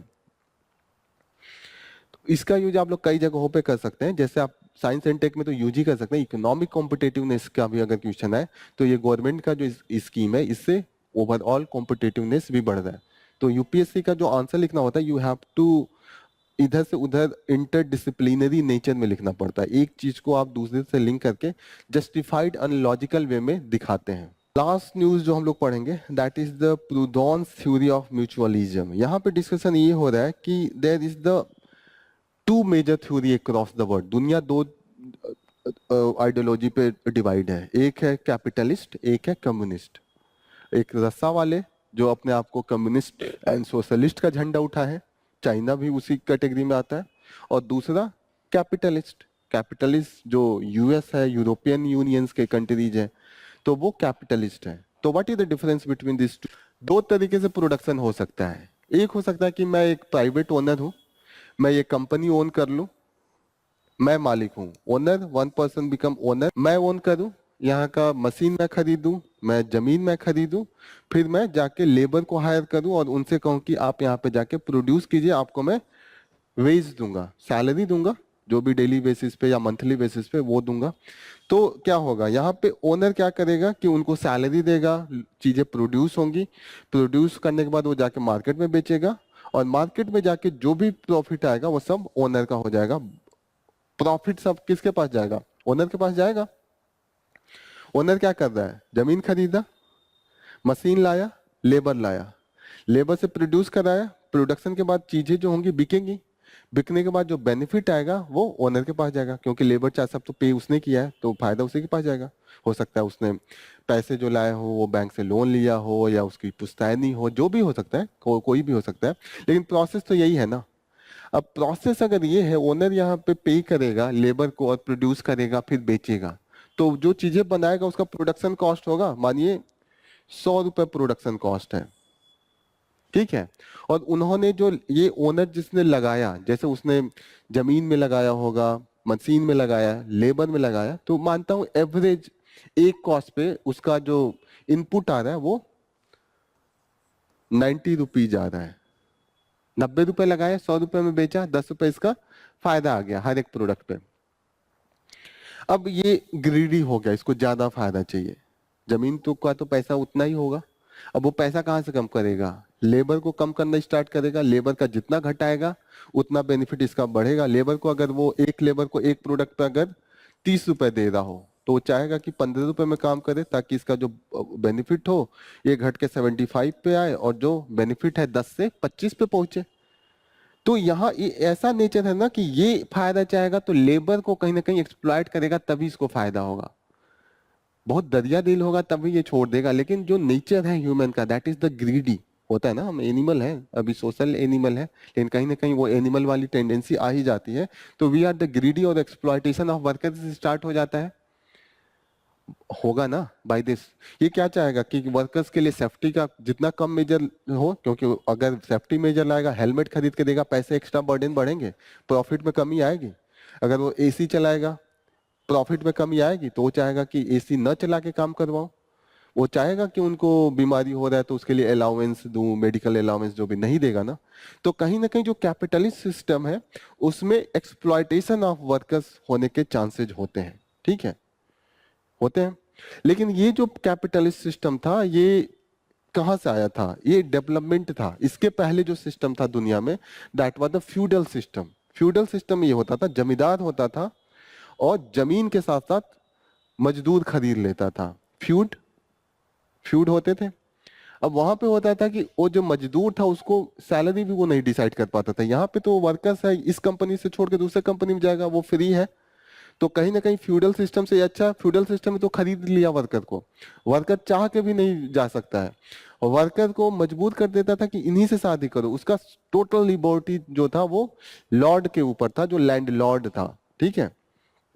Capitalism was a development over the feudal system. Feudal system के पहले हम मास्टर और स्लेव वाले सिस्टम में थे। वहां पे मास्टर तो और ज्यादा क्रूर होता था, यहाँ पे तो कम से कम कुछ सैलरी भी देता था अपने लैंड में करके, लेकिन चांस नहीं देता था आप बदल सकते हैं।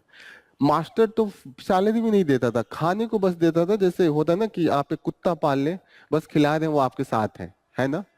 ऐसे इंसानों को वो खरीद के लाते थे और अपना गुलाम बना के सारा काम कराते थे, बस खाने भर का देते थे, उससे ज्यादा नहीं। तो कहीं ना कहीं सिस्टम डेवलप कर रहा था, स्लैब सिस्टम से फ्यूडल सिस्टम, फ्यूडल सिस्टम से कैपिटलिस्ट सिस्टम। कैपिटलिस्ट सिस्टम के बाद हो गया कि यहाँ पे भी देखा गया कि वर्कर्स जो है, फ्रीडम तो है लेकिन एक्सप्लॉयटेशन का अभी भी चांस है। तो वही कार्ल मार्क्स है, कार्ल मार्क्स ने देखा इंडस्ट्रियल रिवॉल्यूशन, पहले लोग खुश थे, कैपिटलिज्म एक तरीके से प्रोग्रेस था, डेवलप था कि बढ़िया हो गया, अब हम कहीं पे भी जॉब कर सकते हैं, मैं मालिक हूँ अपने लेबर का, अपने मजदूरी का, मैं मालिक हूँ। मैं इस कंपनी में अच्छा नहीं लगेगा, दूसरे कंपनी में करूंगा, दूसरा कंपनी नहीं तो तीसरा कंपनी करूंगा, but still the owner can exploit everywhere. Karl Marx ने कहा कि जो सिस्टम है ये सिस्टम अभी भी सही नहीं है। एक दिन जब एक्सप्लॉयटेशन का लेवल इतना बढ़ जाएगा कि जो ओनर है वो बस जीने भर का पैसा देगा, क्योंकि ग्रीडी होता जाएगा, उसको पैसे और पैसे चाहिए, उसको और फैलाना है। उस दिन जो वर्कर्स होंगे मिल के रिवोल्ट करेंगे, सारे जो ओनर्स हैं उनको मार के, और एक ऐसा सिस्टम बनाएंगे जो लेबर्स है वो मिल के ओन करेंगे, मिल के वो प्रोड्यूस करेंगे, और जो आउटपुट होगा वो आपस में बांट लेंगे। ये जो सिस्टम होगा, बढ़िया लगा सबको? कार्ल मार्क्स की थ्योरी बहुत अच्छी लगी लोगों को, समझ में आ रहा है ये? तो इन्होंने कम्युनिज्म का थ्योरी आया, जो कैपिटलिज्म का डेवलपमेंट था, that was the communism. Communism में कार्ल मार्क्स क्या कह रहे हैं कि ये लैंड है या कंपनी है, कंपनी को जैसे हम लोग जितने लोग हैं, 10 लोग 12 लोग जितने हैं, हम लोग मिल के इसको ओन करेंगे। हम 12 लोग इसमें काम करेंगे, प्रोड्यूस करेंगे, और जो भी प्रोडक्शन होगा उसको हम लोग मिलके चलाया जाएगा, मैनेज किया जाएगा, बेचा जाएगा, और जो भी इसमें फायदा होगा, मानिए 100 रुपए का फायदा है, हम लोग 10 लोग हैं तो 10-10 रुपए सब में बढ़ जाएगा। तो यहाँ पे एक्सप्लॉयटेशन का चांसेस मिनिमाइज हो गया। लेकिन यहाँ पे अब दिक्कत ये है कि सब लोग ओन कर रहे हैं, कभी कंपनी में आग लग गया, सबको लगेगा ना कि 10 ही रुपए तो है, वो क्यों नहीं पहले जा रहा है? ये भी तो है, जो नेचर है वो, हमारा नेचर कॉम्पिटेटिव है, दादा दादी वाला है, हम आगे कभी नहीं। बहुत लोग होते हैं एक्टिव है, कुछ गलत हो रहा है तो they can go, but the maximum people की इनको भी तो उतना ही मिल रहा है, ये क्यों नहीं जा रहे हैं? ये चुपचाप बैठे, मैं जाके आगे अपना हाथ जलाऊं, जल जाए फिर मैं दूसरा स्टार्ट करूंगा। इनएफिशिएंट सिस्टम बनने लगा। यूएसएसआर जो पहला कम्युनिस्ट कंट्री बना, उसमें चीजें शुरू में सही थी, लेकिन धीरे धीरे इनएफिशिएंसी आ गया, धीरे धीरे यूएसएसआर से लोग, जैसे फॉर एग्जांपल वहां पे एप्पल की टोकरी विदेशों में जाती थी, वहां पे जो मजदूर थे, जो वर्कर्स थे, वो सड़ा सड़ा एप्पल भरने लगे। उनको क्या लेना, क्यों छाटे कि अच्छा है नहीं है, कौन जितना है उठा कर रख दिया। तो इनइफिशिएंसी आने लगी। तो इसमें क्या होता है, प्रोडक्शन डिक्रीज हो जाएगा। दूसरी चीज है कि 10 आदमी मिलकर ओन कर रहे हैं, डिसीजन मेकिंग बहुत स्लो हो जाएगा। माने खेती करने वाले हैं और उनको चावल बोना है, चावल बोने का टाइम एक होता है कि इस समय बारिश आ रही है, आपको चावल बोना है 20 दिन के अंदर, राइस पैडी धान, ठीक है। अब 10 मिलके एक महीना एक कह रहा है नहीं हम चावल नहीं बोएंगे, हम शुगर बोएंगे, हम शुगर केन का खेती करेंगे, एक बोला नहीं हम मेज बोएंगे, एक बोला नहीं हम गेहूं बोएंगे। लड़ रहे हैं, डिसीजन मेकिंग बहुत स्लो है इसमें। एक को लेना है, वो डिसाइड करेगा ठीक है ये दुनिया में सही चल रहा है, उसको खुद का प्रॉफिट लेना है। अगर आग लग जाए तो उसको नींद नहीं आएगी, सबको बोलेगा कि चलो, वर्कर्स को जबरदस्ती फोर्स करेगा, कहीं ना कहीं सबसे पहले आ जाएगा, कोई और आए ना आए ये बुझाना स्टार्ट कर देगा क्योंकि उसका सब जाने वाला है। तो इनिशिएटिव इसमें लेना बहुत इजी होता है, इसमें इनिशिएटिव लेना बहुत डिफिकल्ट होता है। क्लियर हो रहा है? सिस्टम बहुत इगैलिटेरियन है, इससे तो बेहतर है, लेकिन इम्प्लीमेंटेशन नहीं है। क्लियरिटी आ रही है कैपिटलिज्म कम्युनिज्म में? समझ में आ रहा है? जब ये सिस्टम फेल हो गया यूएसएसआर में, तो इन्होंने सोचा कि मध्यम पाथ टाइप का लाएंगे, मिडिल पाथ। कार्ल मार्क्स ने कहा था कि तुरंत रिवोल्यूशन आएगा, रिवोल्यूशन नहीं आया क्योंकि वर्कर्स को लगा कि चीजें ये उतना फंक्शनल नहीं है, यूएसएसआर में सक्सेस नहीं हुआ। लेनिन बीच में आके बोले, लेनिन ने एक और थ्योरी दिया। लेनिन ने कहा कि यहाँ पे कार्ल मार्क्स ने जो बोला था, थोड़ा सा यहाँ पे ध्यान दीजिएगा, कार्ल मार्क्स ने बोला था कि जब वर्कर्स का एक्सप्लॉयटेशन चरम पे पहुंच जाएगा, एक्सट्रीम कंडीशन पे होगा, तो वो रिवॉल्ट करेंगे और सारे ओनर्स को, कैपिटलिस्ट जो है उनको मार के सोशलिस्ट सिस्टम लाएंगे, कम्युनिस्ट सिस्टम लाएंगे। लेकिन वो हो नहीं रहा था, तो प्रोसेस नहीं हो रहा था। कार्ल मार्क्स ने बहुत पहले दे दिया, 1870 के ईस्वी में, 50 साल बीत गए, 1920 तक नहीं आया। तो लेनिन उस समय जो रशिया के मेन लीडर थे, उन्होंने कहा कि जो वर्कर्स है उनको पता ही नहीं चलता कि उनका एक्सप्लॉयटेशन हो रहा है। उनको लग रहा है ठीक है सैलरी तो मिल रही है, खा पी रहा हूँ, सो रहा हूँ, लेकिन उनको नहीं मिल रहा है कि उनका जो पैसा है मार के कैपिटलिस्ट अच्छा जिंदगी जी रहा है, इनको बहुत ही स्लम में रहने को मजबूर कर रहा है। ठीक है, वर्कर्स को ये भी डर लगता है क्या पता जॉब मिले या ना मिले, यहाँ छोड़ दूं तो उनका कम होता है ना, क्या पता मैं रिवोल्ट करूं कोई और ना करे। तो लेनिन जो आए, लेनिन ने बोला कि इसके लिए एक पार्टी की जरूरत है, कम्युनिस्ट पार्टी। कम्युनिस्ट पार्टी क्या करेगा, वो इंटेलेक्चुअल लोगों का एक ग्रुप रहेगा और वो इन वर्कर्स को रियलिटी बताएगा, उनको बताएगा कि आपका एक्सप्लॉयटेशन हो सकता है, आपके लिए एक अच्छा सिस्टम है। लेनिन, कार्ल मार्क्स के बाद दूसरा जो लीडर आया that is the Lenin. Clear हो रहा है? लेनिन ने इस सिस्टम को प्रपोज किया और उसके बाद ही रशिया में जो रिवॉल्यूशन आया वो लेनिन के अंदर में आया। तो इसको क्या कहते हैं, लेनिनिज्म कहते हैं। मार्क्स ने दिया उसको मार्क्सिज्म कहते हैं, उसके बाद लेनिनिज्म कहते हैं। और लेनिन ने लेकिन ये कहा कि वर्कर्स जो, इसमें देखिएगा दो क्लास में दुनिया बटी है, एक है ओनर, उसको बुर्जुआ कहते हैं, और जो वर्कर्स हैं उनको थ्योरी की भाषा में प्रोलिटारिएट कहते हैं। प्रोलिटारिएट एंड बुर्जुआ दो में डिवाइडेड है। लेकिन यहां पे देखिएगा कि जो लैंड में काम कर रहे हैं वो तो एक लैंडलॉर्ड है, फार्मर्स है और लेबर है, वहां पे वर्कर्स का तो रिलेशन नहीं है।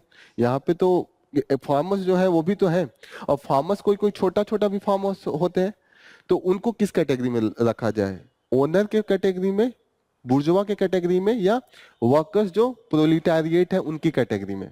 कंफ्यूजन हो रहा है। लेनिन ने बोला कि जो वर्कर है बस वही असली में प्रोलिटारिएट है, जो खेत खलिहान में काम कर रहे हैं वो नहीं है, और जो खासकर जिनका जमीन है, छोटा फार्मर्स तो है ही नहीं क्योंकि उसके पास तो लैंड है। लैंड है इसका मतलब वो ओनर है, वो किस में होगा, बुर्जुआ में होगा। छोटा सा खेतिहर है, उसके पास सिर्फ 1 बीघा का जमीन है, इसका मतलब ये थोड़ी है कि वो ओनर हो गया। ओनर नहीं हुआ ना, वो तो कहीं ना कहीं वो भी कहीं ना कहीं सस्टेन कर रहा है। तो यहाँ पे कंफ्यूजन था जो इस थ्योरी में, तो इसको दूर करने के लिए माओ आए। माओ जो चाइना के लीडर थे, माओ जेडोंग ने बोला कि ये जो खेत खलिहान में जो काम कर रहे हैं वो भी प्रोलिटारिएट है, वो भी वर्कर है, और छोटे छोटे जो फार्मर है वो भी जो है वो भी प्रोलिटारिएट है, वो भी वर्कर के जैसे हैं। तो चाइना में जो रिवोल्यूशन आया, चाइना का जो कम्युनिस्ट पार्टी बना और बाद में वहां का कम्युनिस्ट गवर्नमेंट आया, that was led by the Mao Zedong. समझ में आ रहा है? माओइज्म उसे ही कहते हैं। माओइज्म इंडिया में जो होते हैं आप लोग सुनते होंगे माओइस्ट है, that is on the name of the Zedong Mao, Maoist.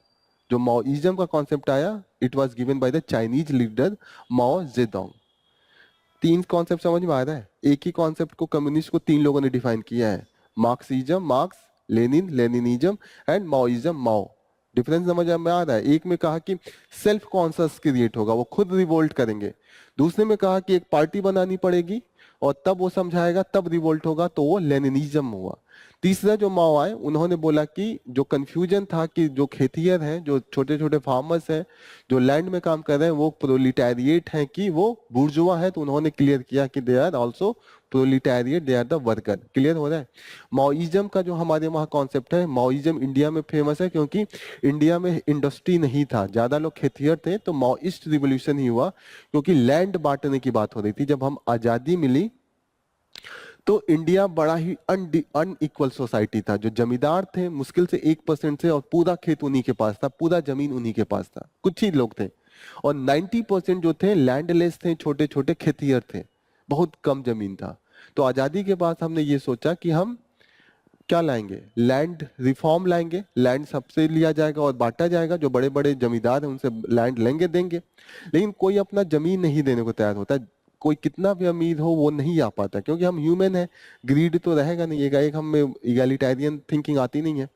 तो कोई दे नहीं रहा था इंडिया में, तो विरोध होना स्टार्ट किया। गवर्नमेंट चाहती थी, गवर्नमेंट लॉ लेके आई, लेकिन हर लॉ को बाईपास करने का तरीका होता है। लोग इधर से इधर पेपर दूसरों के नाम पे बनाना स्टार्ट कर दिए।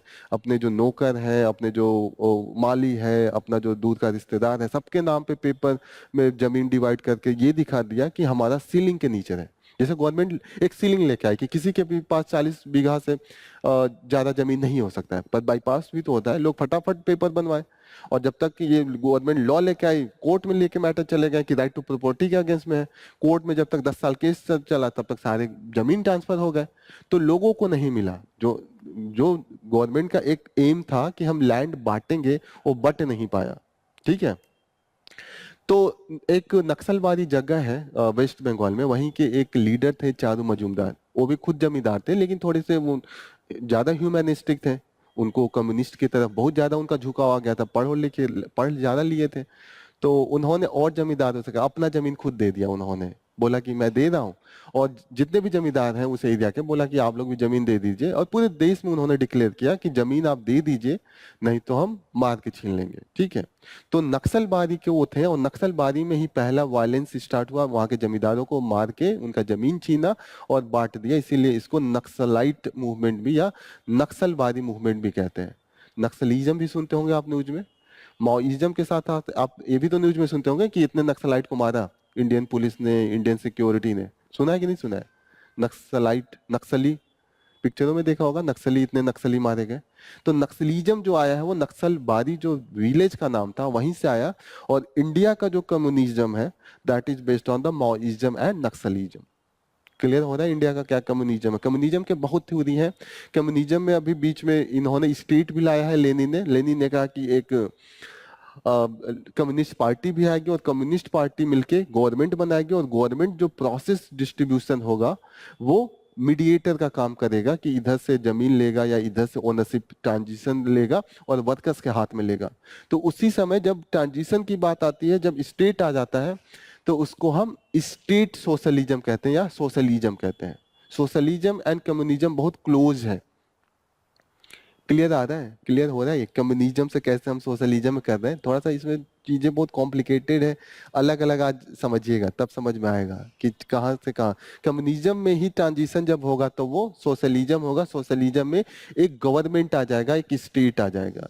जैसे इंडिया का क्या है, हम सोशलिस्टिक कहते हैं, हम भी सोशलिज्म है, लेकिन हम में क्या है, इगैलिटेरियन सोशलिज्म है। स्टेट आएगा, किसी को मारने की नौबत नहीं आएगी। स्टेट खुद क्या करेगा, लैंड पे कब्जा करेगा, लैंड खुद चलाएगा और अपने वर्कर्स को पैसे देगा। एक साथ तो पॉसिबल नहीं है ना इतने बड़े ऑर्गेनाइजेशन को चलाना। ऑर्गेनाइजेशन जब छोटे लेवल पे चलाना ठीक है, एक गांव तक में हम कर सकते हैं, लेकिन एक स्टेट लेवल पे आप कैसे मिलके चला लीजिएगा? एक होना चाहिए ना हायरार्की, कहीं ना कहीं डिसीजन मेकिंग कहीं ना कहीं आप देंगे ना किसी को, वरना एक साथ 1,40 करोड़ लोग बैठ के कैसे डिसीजन ले लेंगे? नहीं हो पाएगा। तो इसीलिए हमने स्टेट का कॉन्सेप्ट लाया। फॉर एग्जांपल जैसे हमारे वहाँ स्टेट है, और हमने क्या कहा, साथ साथ हमने कहा कि प्राइवेट ओनर्स को भी हम अपना राइट देंगे। तो इंडिया का जो है दैट इज द सोशलिज्म, और socialism is the mixture of the both. Socialism में क्या कहते हैं कि हम कम्युनिटी ओनरशिप भी लाएंगे और हम थोड़ा सा प्राइवेट प्लेयर को भी छूट देंगे। तो इंडिया का जो सोशलिज्म है that is the mix economy के बेसिस पे है। इसमें प्राइवेट प्लेयर भी खुश रह के रहेंगे और गवर्नमेंट भी कम्युनिटी बेसिस पे देगा। फॉर एग्जांपल हमारे वहाँ रेलवे है, गवर्नमेंट चला रही है, अंबानी अदानी भी है, प्राइवेट ओनर भी है, तो दोनों चल रहा है। गवर्नमेंट का काम ये भी रहेगा, जैसे यहाँ पे दिक्कत क्या थी, एक्सप्लॉइट करेगा ये। इसमें ये दिक्कत है कि किसी का पैर टूट गया, किसी का हाथ टूट गया, तो ये ओनर हटा देगा, तो एक इगैलिटेरियन सोसाइटी नहीं बना पाएंगे। इसका ये अच्छी बात थी कि पैर हाथ टूट गया फिर भी ओनर है तो कुछ ना कुछ मिलेगा, जी सकता है, तो इसमें फायदा था। तो इन्होंने कहा कि यहाँ पे स्टेट आएगा और स्टेट क्या करेगा, प्राइवेट प्लेयर को भी देगा चांस कि आप भी कीजिए प्रोडक्शन, और स्टेट खुद चीजों को ओन करेगा, खुद प्रोड्यूस करेगा। जैसे बीएसएनएल खुद गवर्नमेंट का है, गवर्नमेंट अपना खुद का सारी लाइन बिछाती है, खुद कनेक्शन देती है, तो स्टेट ओनर भी बन गया, खुद ओनर बना, और जो छोटे छोटे प्राइवेट प्लेयर हैं उनको भी एग्जिस्ट होने का मौका दे रहा है। अब यह है कि इनका जो ड्रॉबैक है उसको कैसे हम करेंगे, कि इधर से जॉब दे देंगे या इधर से वेलफेयर चीजें सब्सिडी दे देगा, किसी को कुछ अलग से स्कीम निकाल देगा कि जिनके हाथ नहीं है पैर नहीं है उनको 500 2000 4000 अलाउंस देंगे। अलाउंस चलाते हैं हम लोग, फ्री में अनाज बांटते हैं, तो वो वेलफेयर मेजर है। जो इसका ड्रॉबैक है एक्सप्लॉयटेशन का, या आपके पास चीजें नहीं है तो आप नहीं कर पाएंगे, तो इसको भी हमने सॉल्व कर लिया। और इफिशियंसी भी ला रहे हैं कि प्राइवेट प्लेयर रहेगा तो मन लगा के काम करेंगे तो जल्दी जल्दी डेवलपमेंट होगा, दोनों चीजें हो गई। तो इंडिया का जो सोशलिज्म है that is the mix economy, और इंडिया का जो सोशलिज्म है that is the egalitarian basis पे है। हमें वेलफेयर समाज बनाना है कि सब लोग खुश रहें, जो गरीब है उनके लिए भी कुछ हम दे दें, अमीर है वो मेहनत कर रहे हैं तो वो भी अमीर होने का मौका दे दें। वरना अगर सबको एक बराबर हम ला दें तो कहीं ना कहीं जो ग्रोथ है वो दब जाएगा ना। जैसे एक एग्जांपल ले लीजिए, मैं सबको इंपोज कर दूं कि सबको आपको गिटार ही बजाना है, तो इसमें बहुतों को गिटार बजाना अच्छा नहीं लगेगा। सोशलिज्म अगर 100% ये वाला कम्युनिस्ट ला दे तो सबसे काम करवाऊंगा ना, किसी किसी को नहीं फील्ड में काम करना है, किसी को अकेले काम करना है, वो भी तो ग्रो कर सकता है। बस ये है कि एक्सप्लॉयटेशन हटाना है। एक अच्छा समाज कैसे बनेगा, ये सिस्टम कोई खराब नहीं था अगर ये एक्सप्लॉयटेटिव नहीं होता। ये अगर ओनर बराबर तरीके से सबको पैसे दे देता, या किसी का हाथ टूट गया उसको कुछ मुआवजा अच्छे से दे देता, जो कंपनसेशन है अच्छे से दे देता, ये सिस्टम नहीं खराब था। लेकिन greedy nature of the owner इस सिस्टम को खराब बना रहा है। ये भी सिस्टम तो आइडियलिस्टिक है, लेकिन इसमें इंसान का जो नेचर है वो है कि एक दूसरे को देखा देखी करेगा, दाजा दाजी करेगा। ये सिस्टम इसलिए खराब हो रहा है। इस सिस्टम में काफी डिलेड है। डेमोक्रेसी क्या है, हम लोग आपस में डिस्कशन करेंगे तब तक तो समय चला गया। युद्ध हो रहा है, आप डिफेंस के लिए मिसाइल बनवा रहे हैं, मिसाइल बनाने पे डिसीजन लेने में आप 3 महीना ले रहे हैं, तो चीजें नहीं स्मूथ होगी ना, कहीं ये भी सिस्टम खराब होगा। इसीलिए इन दोनों का मिक्सर करके हमने स्टेट सोशलिज्म या डेमोक्रेटिक सोशलिज्म हम इंडिया में लेके आए हैं। ओके, अब ये जो थ्योरी टोटल डिस्कशन हो रहा है, ये कह रहे हैं, एक चीज और मैं समझा दूं, इस पूरा आर्टिकल में यही सब डिस्कस हुआ है, इसको मैं थोड़ा सा सिंप्लीफाई कर दिया है।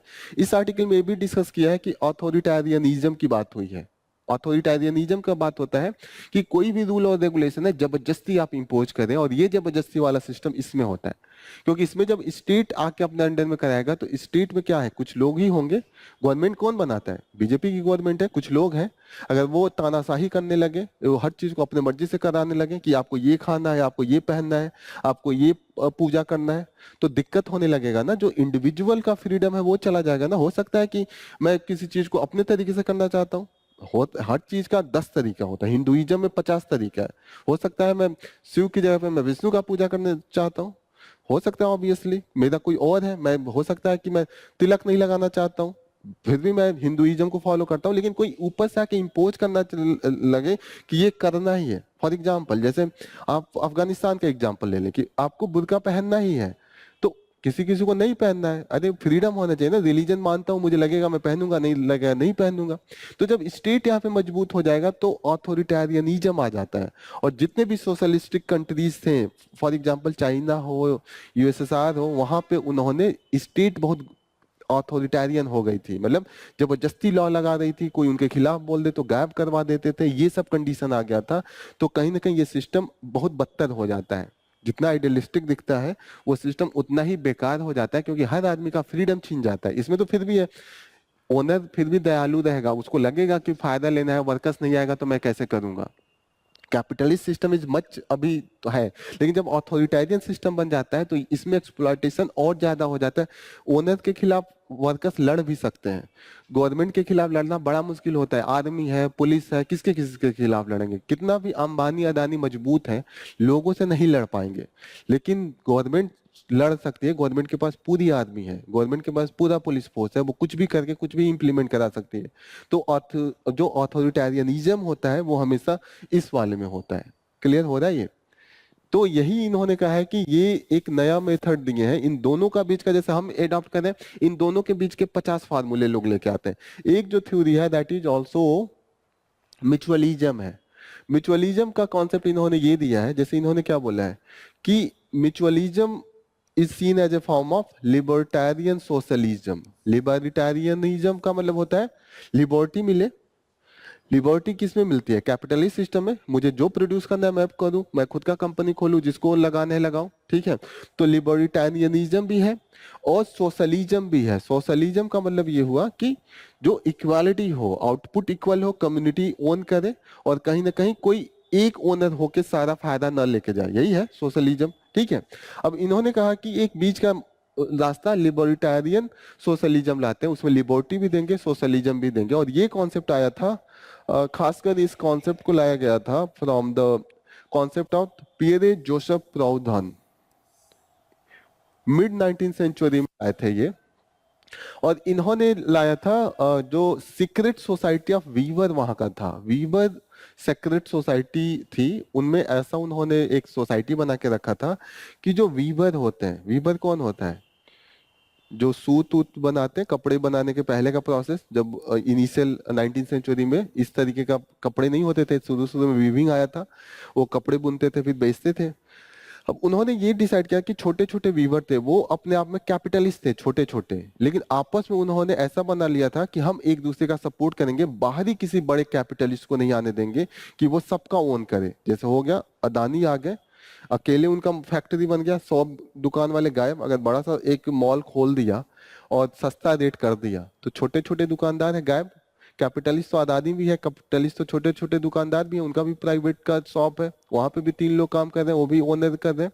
तो इन्होंने ओनर है लेकिन वो छोटे छोटे हैं, एक्सप्लॉइट नहीं कर रहे, खुद कर रहे हैं, खुद वर्कर भी हैं, खुद ओनर भी हैं। कैपिटलिज्म है लेकिन साथ साथ कोऑपरेशन भी है कि हम बड़े को नहीं आने देंगे, आपस में हम लोग मिलके बड़ा सा शिप करेंगे, दूसरे देश में बेचेंगे, आपस में हम लोग मिलके एक बड़ा सा जो भी करना होगा कि ट्रेड का रोड बनवा लेंगे या बड़ा सा हम लोग ट्रक मंगवा लेंगे। आपस में कोऑपरेशन हो रहा है, लेकिन इंडिविजुअल कैपिटलिज्म भी चल रहा है, सब आपस में कैपिटलिस्ट भी हैं, तो दोनों चीजों को कर रहे हैं। एक्सप्लॉयटेशन को हटा दिया एंड कोऑपरेशन है, यही है इन्होंने जो कॉन्सेप्ट किया है कि लिबर्टारियन सोशलिज्म, इसी को म्यूचुअलिज्म का इन्होंने नाम दिया है, ठीक है। तो इसमें इन्होंने कहा कि लिबर्टी भी हो गया कि मैं क्या बिजनेस करना चाहूँ ये भी है, मैं नहीं करना चाहूँ घूम फिर के आऊंगा, और आपस में हम लोग प्रॉफिट भी कमा सकते हैं और एक्सप्लॉयटेशन का जो है वो मिनिमाइज कर दे रहे हैं, that is the mutualism. Overall समझ में आ रहा है? इसको समझने के पहले अगर कैपिटलिज्म एंड कम्युनिज्म समझ में आ गया तो ये समझ में आ गया, सब एक दूसरे से कनेक्टेड है। कैपिटलिज्म, कैपिटलिज्म के बाद कम्युनिज्म, कम्युनिज्म के बाद सोशलिज्म आएगा और सोशलिज्म के बाद ये आ गया म्यूचुअलिज्म, ठीक है। This is all about from the today's news. एक दो न्यूज और है तो वो हम जल्दी जल्दी कर ले रहे हैं। इन्होंने कुछ एग्जाम्पल अंदर दिया है कि अफ्रीका में इस तरीके का म्यूचुअलिज्म मिला है कई सोसाइटी में, और इस नियो लिबरलिज्म जो है उसके अगेंस्ट में ये काम करता है। नियो लिबरलिज्म का मतलब यही, अगेन जो लिबरलिज्म है, जो कैपिटलिज्म को ही नियो लिबरलिज्म का भी एक हम लोग एग्जाम्पल देते हैं। जो अभी नया वाला कैपिटलिज्म है, हमेशा ये न्यू होता रहता है ना, जैसे कि वो कैपिटलिज्म था उसमें टोटल वो था, न्यू लिबरलिज्म में फिर से इन्होंने कहा है कि स्टेट अपना कम कर ले और जो प्राइवेट प्लेयर है उनको ज्यादा से ज्यादा वो दे, लिबर्टी दे काम करने का, तो वो न्यू लिबरलिज्म हो गया। राफेल हमने डील किया, राफेल का जो डील है काफी न्यूज में था, इसको लेके करप्शन का भी राहुल गांधी पिछले 2-3 साल पहले काफी इस मुद्दे को उठाए थे। जो हम इसमें डील किए हैं वो किस देश से किए हैं? फ्रांस से किए हैं। और यहाँ पे अभी जो मेन न्यूज है that India introduce it's ballistic ये INS Arighat and this is the nuclear ballistic missile submarine. मतलब इसका जो इंजन होगा वो न्यूक्लियर टेक्नोलॉजी पे डिपेंडेंट होगा। जैसे होता है ना कि आप कोल जला के एनर्जी प्रोड्यूस करते हैं आप स्टीम से प्रोड्यूस करते हैं, इलेक्ट्रिसिटी से प्रोड्यूस करते हैं, उससे आगे वाला जो आएगा न्यूक्लियर बैलिस्टिक मिसाइल सबमरीन। और एक चीज ये भी है कि इसमें जो न्यूक्लियर ये वेपन्स है वो भी इंस्टॉल किया जा सकता है। ठीक है, तो ये सब चीजें जो हमारा पहला है दैट इज द अरिहंत, और दूसरा जो है वो अरिघात है। ये दूसरा भी इंस्टॉल किया है ऑलरेडी, एक इंस्टॉल है दैट इज द अरिहंत यहाँ पे है। जो पहला हमारा न्यूक्लियर बैलिस्टिक सबमरीन है that is the INS Arihant, ये ऑलरेडी फंक्शनल है। अरिघात का भी हम लोग स्टार्ट किए हैं टेस्टिंग करना। तो ये दो नाम याद रखिएगा जो हमारे पास है, nuclear ballistic missile submarine. Missile जो है बैलिस्टिक मिसाइल का यूज कर सकते हैं। बैलिस्टिक मिसाइल पता है ना, लॉन्ग डिस्टेंस का जो अटैक करते हैं। बैलिस्टिक का मतलब पैराबोलिक पाथ बनेगा और उसका जो डिस्टेंस होता है, जो रेंज होता है वो कॉन्टिनेंटल होता है। मतलब एक कॉन्टिनेंट से छोड़ के हम दूसरे कॉन्टिनेंट पे मार सकते हैं। इंडिया से छोड़ के हम यूरोप तक पहुंच जा सकते हैं। इंडिया से अगर अटैक करें तो अफ्रीका तक हम अटैक करें। नॉर्मल इनका जो डिस्टेंस होता है 2000-3000 मिनिमम होगा, 5000। इंडिया का जो बैलिस्टिक मिसाइल अभी है, बताइए नाम, आप लोगों को पता होगा, न्यूज में आता रहता है। 26 जनवरी को भी दिखाया जाता है बैलिस्टिक मिसाइल। ब्रह्मोस तो सुपरसोनिक है, वो बैलिस्टिक नहीं है। अग्नि, अग्नि 4। ब्रह्मोस की स्पीड तेज है, रेंज इसका ज्यादा है अग्नि का। प्रगति सिस्टम वी स्टार्टेड इन 2000, किसमें स्टार्ट किया था, 2015 में जब मोदी जी आए थे तभी स्टार्ट कर दिया था। इसका फुल फॉर्म है प्रोएक्टिव, पी से प्रोएक्टिव, जी से governance and timely implementation of project. ठीक है, इसमें यह है कि हमने एक पोर्टल बना दिया है। उस पोर्टल पे हमें सारा डेटा आएगा कि इस स्टेज पे है, अभी हमें इन्वायरमेंटल क्लियरेंस लेना है, अभी हमें लैंड एक्विजिशन करना है। तो कहीं ना कहीं इसका ट्रेस होता रहता है, प्रधानमंत्री खुद ट्रेस करते हैं। इसके अंडर में नियर अबाउट हमने कितना प्रोजेक्ट लाया है, नियर अबाउट 340 प्रोजेक्ट को अभी रखा है। और बड़े बड़े प्रोजेक्ट जैसे अभी हम लोग भारतमाला बना रहे हैं, जिसमें हम पूरे रोड, बड़े बड़े जो हाईवे हैं उनको कनेक्ट करना चाहते हैं। ठीक है, और हम लोग और भी डिफरेंट गोल्डन क्वाड्रिलेटरल हम लोग डेवलप कर रहे हैं, चारों जो एक्सट्रीम है इंडिया का उसको जोड़ना चाहते हैं। ठीक है, तो जितने भी बड़े बड़े प्रोजेक्ट हैं वो इनको हम प्रगति सिस्टम में लाके ट्रेस कर रहे हैं, और ट्रेस खुद प्रधानमंत्री कर रहे हैं। तो स्पीडी हम इम्प्लीमेंटेशन में सक्सेसफुल है, तो कहीं ना कहीं इसका हम लोग बड़ाई कर रहे हैं। तो कहीं ना कहीं आपको एग्जाम्पल देना है कि इंडिया क्या क्या स्टेप लिया है। तो प्रगति सिस्टम भी एक पॉजिटिव स्टेप है मैन्युफैक्चरिंग का, इंफ्रास्ट्रक्चर डेवलपमेंट का। ठीक है, समझ में आ रहा है ना प्रगति सिस्टम क्या है। जो इन्होंने अपने बेटे का किया तो मसी पिटीशन वो होता ही है, इंडिया में भी है। इंडिया में क्या है, पार्डनिंग पावर हम लोग ने डिस्कस किया है, वो प्रेसिडेंट के पास होता है। इंडिया का जो पार्डनिंग पावर है आर्टिकल 72 और 161 गवर्नर के पास है। जैसे होता है ना, सुप्रीम कोर्ट आपको डिसीजन दे दिया, लेकिन उसके बाद भी हम एक मौका देते हैं कि आप अपर लेवल पे भी जा सकते हैं। जैसे होता है कि सुप्रीम कोर्ट के जज भी तो इंसान ही हैं, उनसे भी तो गलतियां हो सकती है ना। तो ये नहीं कि सुप्रीम कोर्ट के पास आपके पास कोई भी अल्टरनेटिव नहीं है, कोई भी आपके पास एक तरीका नहीं है। एक तरीका हमने दे के रखा है कि president on the humanistic basis वो पार्डन दे सकते हैं। फॉर एग्जाम्पल, जैसे मानिए सुप्रीम कोर्ट के ही कई जज जो ने अपना बाद में जब रिटायर्ड हो गए, उन्होंने एक लेटर लिख के दिया था कि उन्होंने उस लेटर में एक्सेप्ट किया था कि वो कई जजमेंट में बैठे थे, लेकिन उनको पहले तो उन्होंने डेथ का सेंटेंस दे दिया, लेकिन जब वो लोग रिटायर्ड हो गए तो उनको और फैक्ट से पता चला कि वो डेथ का सेंटेंस मैंने सही नहीं दिया था, जो केस था उस आदमी को जबरदस्ती फंसाया गया था। तो कहीं ना कहीं उनको बाद में रियलाइज हुआ, लेकिन वो बदल तो सकते नहीं।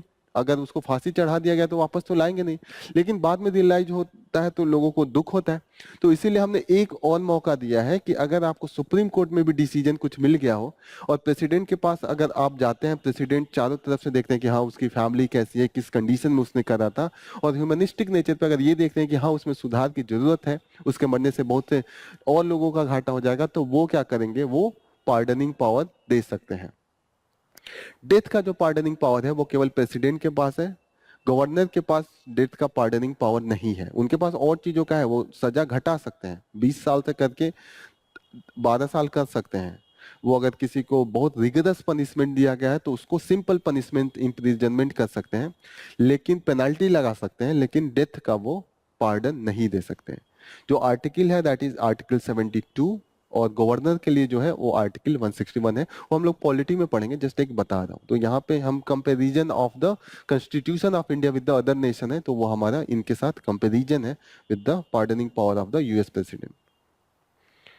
सो दिस इज ऑल अबाउट, यहाँ पे हम करेंगे conclude our session. So thank you for joining the session, all the best, जय हिंद।